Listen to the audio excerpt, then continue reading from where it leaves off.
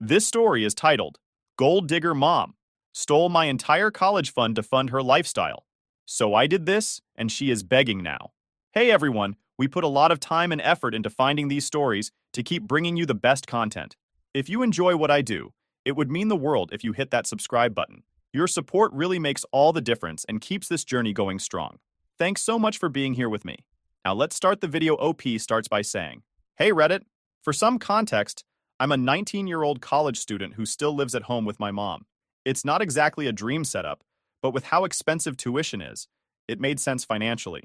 Plus, I've always been kind of a family-first person, even though that doesn't always go both ways in my family. So, here's the thing. I'm broke. Like, working 2 shifts at a diner to barely scrape by kind of broke. Between classes, I spend most of my time busting my butt at work to save for tuition, books, and hopefully, a chance to transfer to a better school next year. My dream is to study business administration at a university that's out of state, somewhere far away from my current situation. My mom, though, she's 50 and spends most of her time dreaming about her next big move. If you ask her, she's got these big ideas that are always just around the corner. But honestly, she's never really followed through on anything. To give you an idea, in the last 5 years, she's tried selling handmade jewelry, flipping furniture, and even running an MLM. Yes, the boss babe kind. Every single time, it's ended in disaster, and she's just shrugged it off like it's no big deal.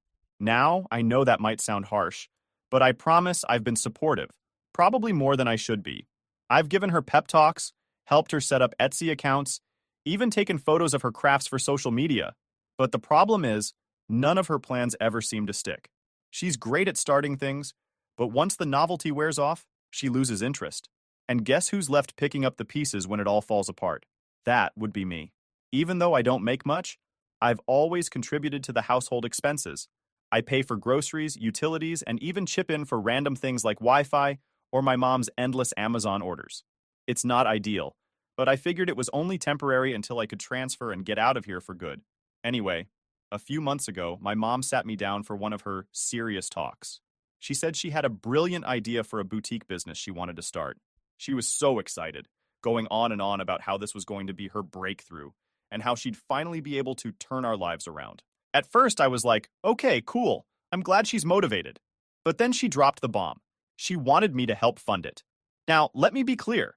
I don't have $7,000 just lying around. The only reason I even have that much saved up is because I've been working nonstop since high school.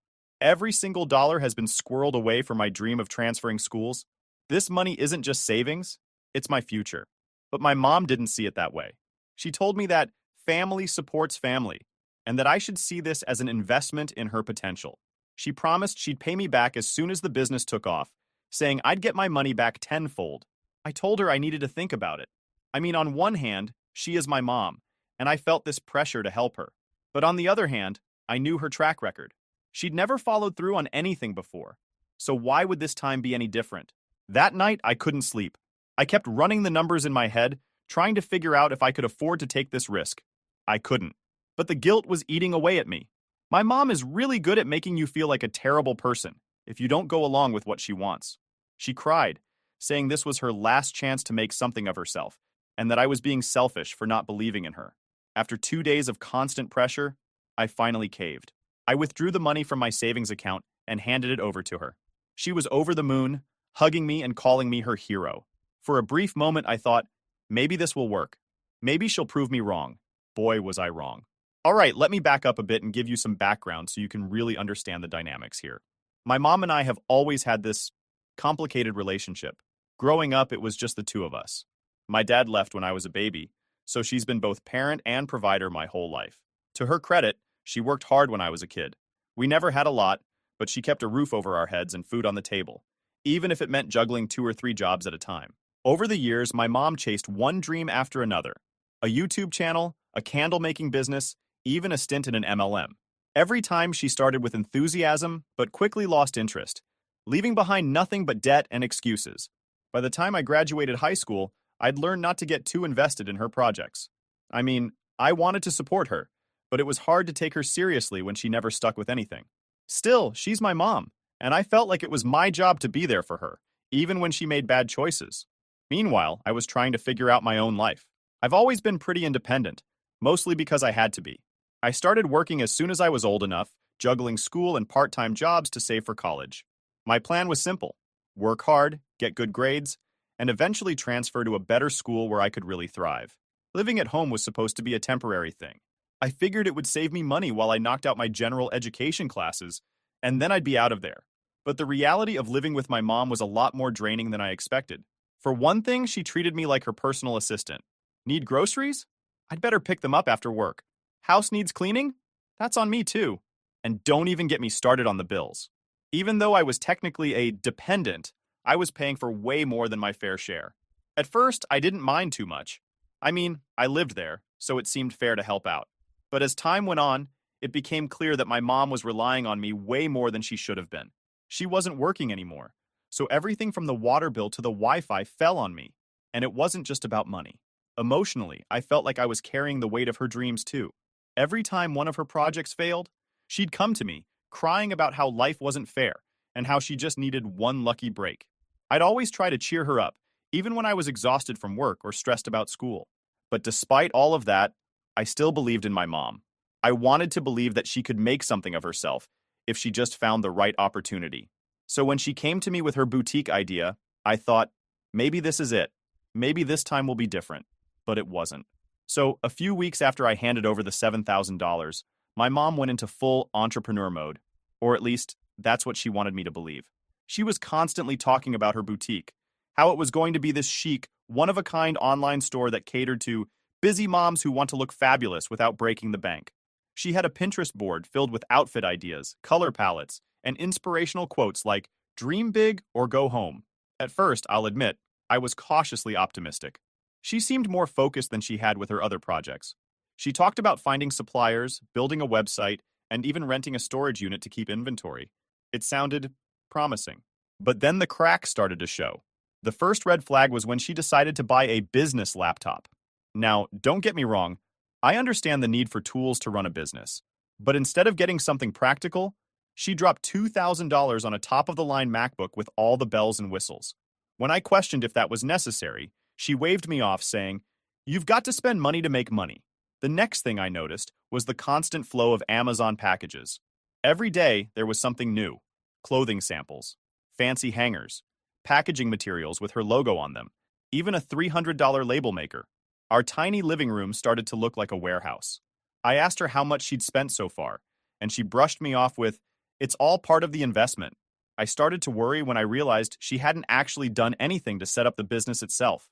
There was no website, no official business registration, no marketing plan, just a pile of random stuff she'd bought. Whenever I asked her about it, she'd get defensive and say, "I'm working on it, okay?" These things take time. The breaking point came when I overheard her on the phone with one of her friends. She was talking about how she was planning to use some of the money I'd given her to treat herself for all the hard work she'd been doing. She mentioned booking a spa day and buying a new purse. I confronted her that same night. I told her I was worried that she wasn't using the money the way she'd promised, and that I needed to see some kind of progress. Her reaction? She laughed. She actually laughed in my face and said, "You're acting like I owe you something. Relax, I've got it under control."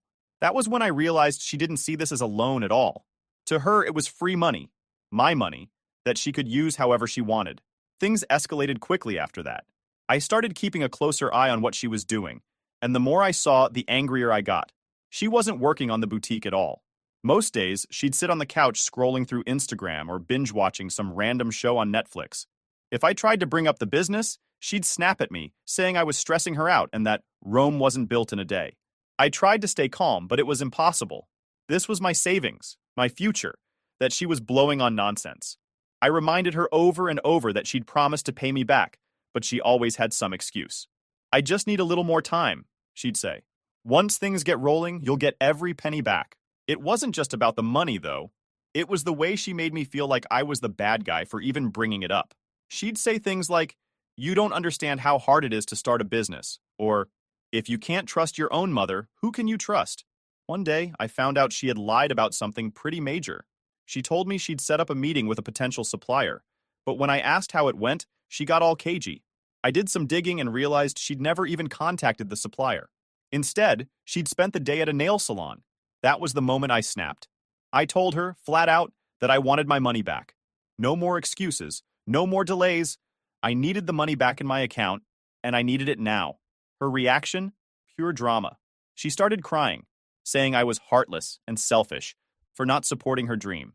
She accused me of being ungrateful for everything she'd done for me over the years, like raising me as a single mom.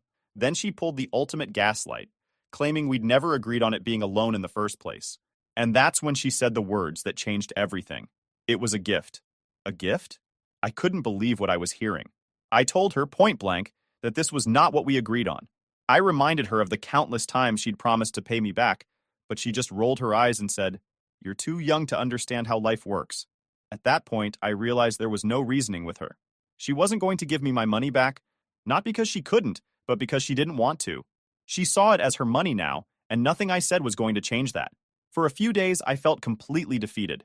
I'd worked so hard to save that money, and now it was gone, just like that. I tried to focus on school and work, but it was hard not to feel resentful every time I saw her sitting on the couch, doing nothing to fix the mess she'd created. But then I had an epiphany. I didn't have to put up with this anymore. In the weeks following my mom's "it's a gift" declaration, I hit rock bottom emotionally. I wasn't just mad, I was gutted. That money wasn't just sitting in a jar waiting to be spent, it was the sum total of years of hard work. Every late night shift, every holiday I skipped to work extra hours, every single time I said no to hanging out with friends because I was saving for my future, it was all for nothing. The betrayal wasn't just about the money, though. It was the sheer audacity of my mom pretending like this was normal, like I was somehow the villain for wanting back what was rightfully mine. And to add salt to the wound, she carried on as if nothing had happened. She kept posting on Facebook about her entrepreneurial journey, uploading stock photos of boutique items with captions like, "Dreaming big things." Stay tuned for my next chapter. Meanwhile, there was no chapter. There was no boutique. There wasn't even an attempt. It was all smoke and mirrors, a facade she put up to make herself look good while she drained me dry. I tried to focus on school, but I couldn't shake the anger. Every time I sat down to study, my mind wandered back to that $7,000. I couldn't stop imagining all the things I could have done with it. Moving out, finally transferring to my dream school, or even just giving myself a tiny break from working 50 hours a week. Instead, I was stuck living paycheck to paycheck while my mom treated herself to spa days and takeout. The worst part? She didn't even feel bad. She walked around the house like she was some kind of visionary, talking about how success is right around the corner. Meanwhile, the bills were piling up. I'd overhear her on the phone with her friends, laughing about how she was manifesting abundance while I was struggling to scrape together enough money to pay for textbooks. The resentment started to eat away at me. It wasn't just about getting my money back anymore. It was about making her feel even a fraction of the pain she'd caused me. I wanted her to realize how much she'd screwed me over, and I wanted her to suffer for it. But revenge wasn't as simple as just confronting her again. She'd already shown me that she didn't take me seriously. Every time I brought up the money, she'd dismiss me or twist the narrative to make herself the victim. If I wanted to get even, I needed to be smarter. The first thing I did was take a hard look at my finances. I realized that as long as I was living under her roof, I was trapped. She'd keep taking advantage of me, and I'd keep letting her because I felt obligated to help. I needed to get out, but moving out wasn't cheap, and I didn't have much left in savings after she took the $7,000. So I started working even harder. I picked up extra shifts at my part-time job, staying late every night and working doubles on weekends. It was exhausting, but I didn't have a choice. Every dollar I earned went straight into a secret account that I opened without telling her. At home, I played along like nothing had changed. I didn't want her to suspect that I was planning my escape. Whenever she brought up her boutique, I'd nod and smile, pretending to be supportive even though it made me sick to my stomach. It took me a couple of months, but eventually I saved up enough to cover a security deposit and the first 2 months of rent for a tiny apartment near campus. It wasn't much, but it was mine, and that was all that mattered.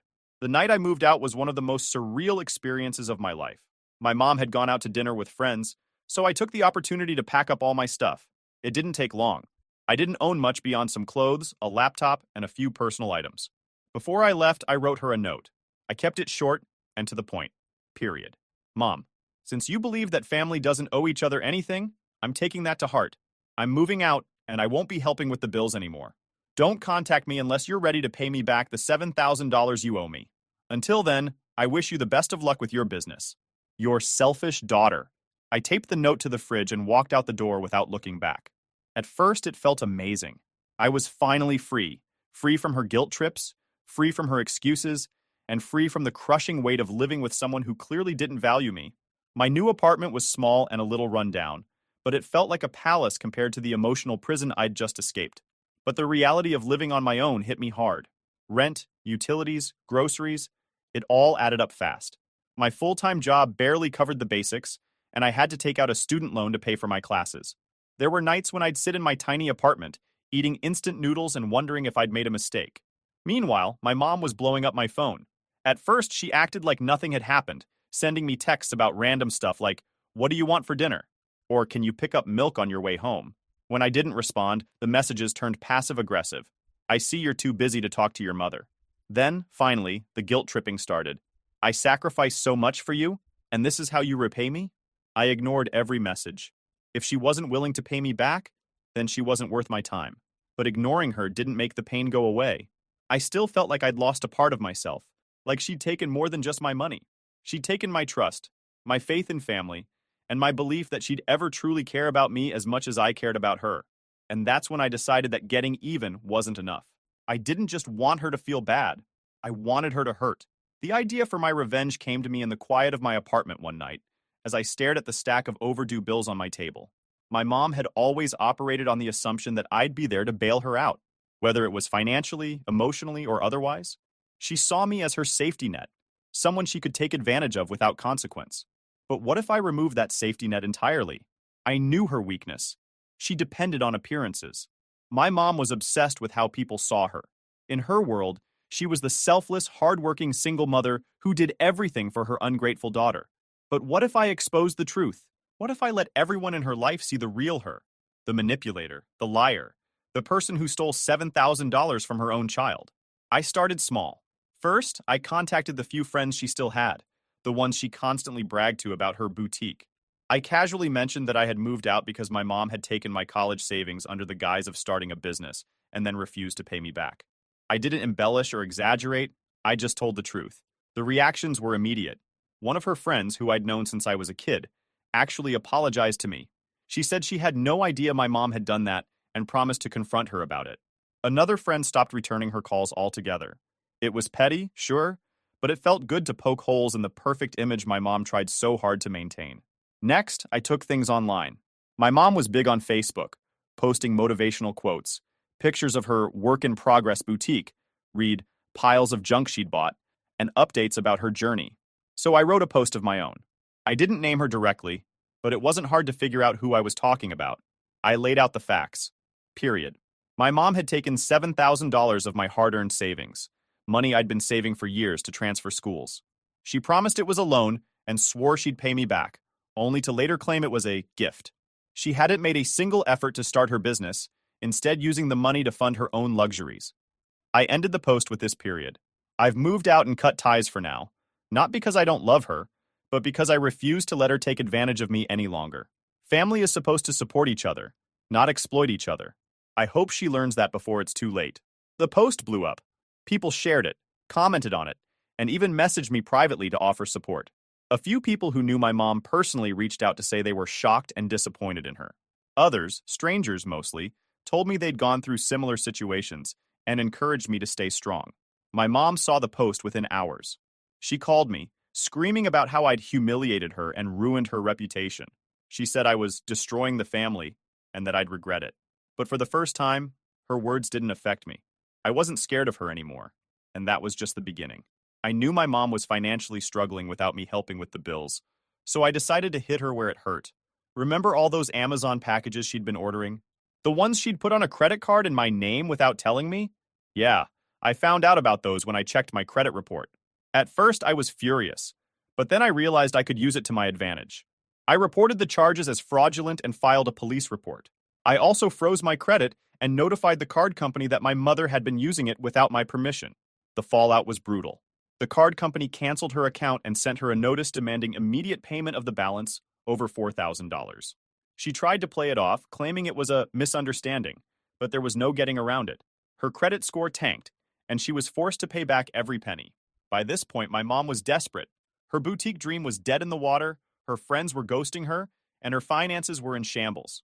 She started calling me daily, leaving voicemails that ranged from tearful apologies to angry rants about how I'd ruined her life. I ignored every call. One day, though, she showed up at my apartment unannounced. She looked rough, like she hadn't slept in days. She begged me to let her in, saying she just wanted to talk. Against my better judgment, I opened the door to her tearful face. But this time, I wasn't sure if I could forgive her. What followed was a 2-hour conversation that was equal parts apology and excuse-making. She admitted that she'd messed up, but insisted that she'd only taken the money because she thought it would make our lives better. She cried, saying she missed me and didn't know how to fix things. For a moment, I almost felt bad for her. Almost. But then I remembered all the sleepless nights, the stress, and the sheer betrayal I'd felt because of her actions. I told her the truth, that I didn't trust her anymore, and that if she really wanted to fix things, she needed to start by paying me back. All of it. No excuses, no delays. Until then, I couldn't have her in my life. She promised she would, but I wasn't holding my breath. Revenge might not fix everything, but it sure as hell felt good. Thanks for sticking with me through this, Reddit. I'll keep you updated if anything changes, but for now, I'm just trying to move forward. Update. Dot. Hey Reddit, I wanted to give you all an update since so many of you commented and messaged me after my original post. First off, thank you for all the support, advice, and even the tough love. It really helped me see things clearly during a pretty dark time. So here's where things stand now. Period. About a week ago, I got a call from an unknown number. I don't usually answer those, but something told me to pick up. Turns out it was my mom. Calling. From jail. Apparently, after I moved out, her financial situation went from bad to worse. Without my help covering the bills, she fell behind on rent, utilities, and pretty much everything else. To make matters worse, she maxed out multiple credit cards, trying to manifest abundance. Read, buy random crap off Amazon, and couldn't keep up with the payments. When the debt collectors came knocking, she tried to ignore them. But here's where things get wild. In a last-ditch effort to fix her situation, my mom got involved in some shady get-rich-quick scheme. I don't have all the details, but from what I've gathered, it involved fraudulent checks and some kind of identity theft. Long story short, she got caught, and now she's facing some serious charges. She called me from jail, crying and begging for my help. She said she needed bail money, $10,000 to be exact, and that I was the only person she could count on. She went on and on about how she'd learned her lesson, how jail had been a wake-up call, and how she was ready to turn her life around. For a split second, I felt a pang of guilt. I mean, this is my mom we're talking about. But then I remembered all the times she manipulated me, took advantage of my kindness, and betrayed my trust. I thought about the $7,000 she stole from me, the sleepless nights, the constant stress, and how she never once truly apologized for any of it. I took a deep breath and told her the truth. I said, Mom, I hope this really is a wake-up call for you, but I can't help you. Not this time. You need to figure this out on your own. She lost it. She started screaming about how I was abandoning her and how she sacrificed everything for me as a single mom. She even threw in some guilt-trippy lines about how families should stick together no matter what. But you know what? I didn't budge. I calmly told her that this wasn't my responsibility. I reminded her that she's the one who made these choices, and it's up to her to face the consequences. I said I hoped she'd use this time to reflect and come out a better person, but that I wasn't going to bail her out, literally or figuratively. Then I hung up. Since that call, I've been dealing with a mix of emotions. Part of me feels guilty. I mean, she's still my mom, and I don't want her to suffer. But another part of me knows this is exactly what she needs. She's spent her whole life avoiding accountability, and maybe this is the only way she'll finally take responsibility for her actions. I don't know what's going to happen with my mom. Maybe she'll finally hit rock bottom and make a real change. Or maybe she'll keep blaming everyone else for her problems. Either way, I've made peace with the fact that I can't save her. She has to want to save herself.